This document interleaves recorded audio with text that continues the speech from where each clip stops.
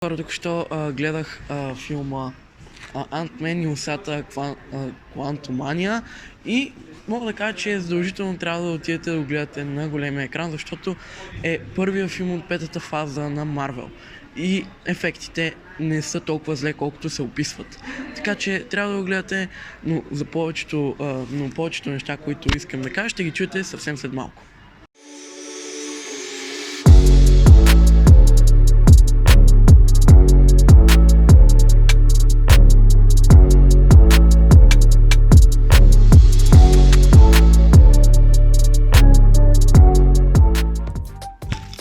Здравейте, хора! Реших най-накрая да пусна това видео. Отидох да гледам филма преди вече сигурно 3 седмици, 4, да кажем месец, и все още не съм записал останалата част, т.е. същинското ревю, но ето, че и това време дойде, защото трябваше да го направя най-накрая. Защо реших чак сега да го запиша? Това беше така, защото ми дойдоха други идеи за клипа, които исках да ги пусна, и за това е ред на ревюто. Като за начало искам да ви кажа, че това ревю няма да има спойлери, така че не се притеснявайте, това ревю за момента е без спойлери. Режисьор Пейтън Рийд. Единственото нещо, което мога да кажа, че е нормалното режисиране на Пейтън Рийд, защото той режисира предните два филма, които са на Ant-Man. И няма разлика в това, което виждам като актьорската игра и представянето на актьорите, изглеждането на определени кадри и така. Режисьорът се е справил както трябва, но не мисля, че беше перфектното, както за първата част. Но беше на едно добро ниво, не мога да се оплача от неговото режисиране в тази част. Сега ще поговорим за актьорската игра, а именно Пол Ръд, този, който си играе Ant-Man в вече 3 части, и този, който сме свикнали да виждаме. Актьорската му игра отново беше много добра. Забележки нямам. Сега искам да подчертая актьорската игра на Джонатан Майърс, т.е. Кенг, злодеят. Според мен този актьор трябва да участва в повече неща на Марвел, по цяло в филми, които да играе злодей, или пък, не знам, аз не мога да го видя като добър, но защото го гледам сигурно за първи път като лош. И според мен трябва да участва повече във филми. Сюжет и сценарий. Това съм го сложил на едно, защото те си едно и също. Просто ще поговорим за сюжета и сценария. Спокойно живеещият Скот Ланг започва да открива тайната на дъщеря си, а именно, че тя работи по проект, който не се харесва на много от тях. Говори се за това устройство, което може да видите на трейлера, и то изпраща сигнал до квантовия реалм, за който Мишел Пайфър, или както играе във филма, Джанет, не е много доволна от това, което чува, но вече е късно. И това устройство ги изпраща точно така в квантовия реалм. Сега оплакванията към сценария. Всичко беше толкова накъсано.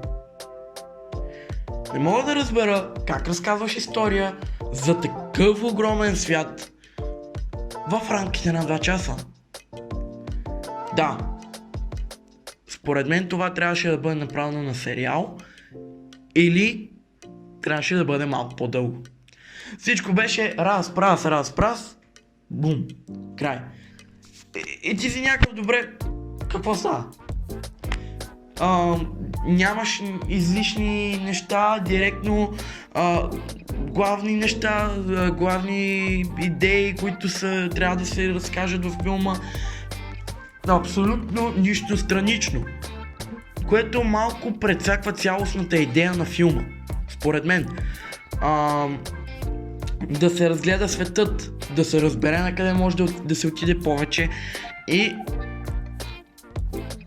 каква е цялостната идея на този квантов реалм? Това е главният проблем на филма, който взе точки от финалния рейтинг, който аз дадох. Най-важната част от филма. Визуалните ефекти. Чух много спекулации, наричам ги спекулации, че филма и визуалните ефекти са били пълен булшит. Били са ужасни и не е ставало за гледане. Така, първо, искам да кажа, че нито едно от тези неща не е вярно, освен едно, а именно Молдок. Това е единственото нещо, което не ми харесва, но това явно е част от дизайна.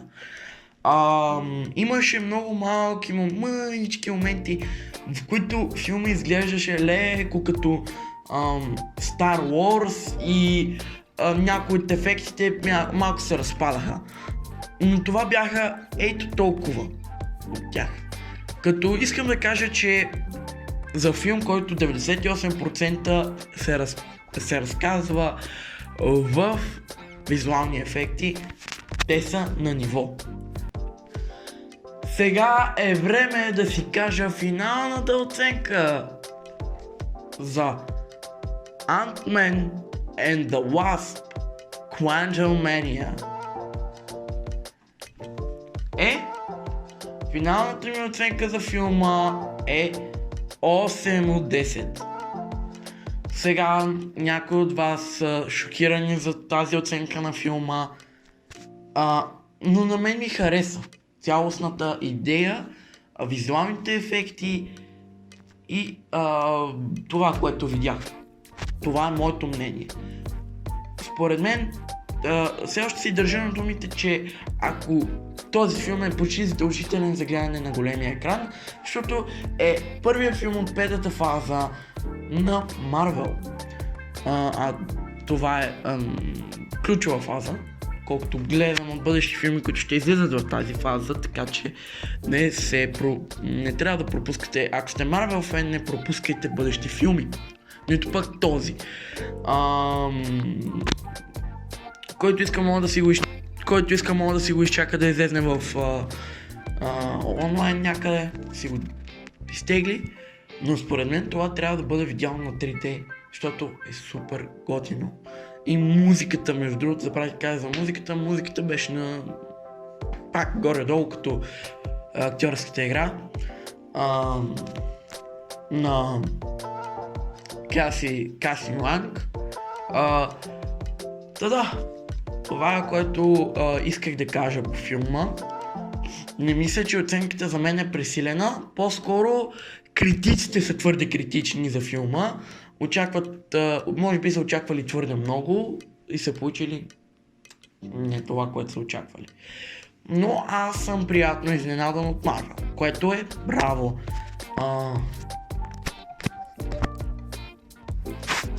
Зависи вече вие, ако имате различно мнение за филма, но пак казвам, това е моето. Това е. Благодаря ви, че гледахте. Ще се видим следващия път. И отново повтарям, не ме хейтете, просто това е моето мнение за филма. Ако вие имате различно, може да го споделите в коментарите и да направим някаква дискусия. Какво мислите вие? Приятно гледане!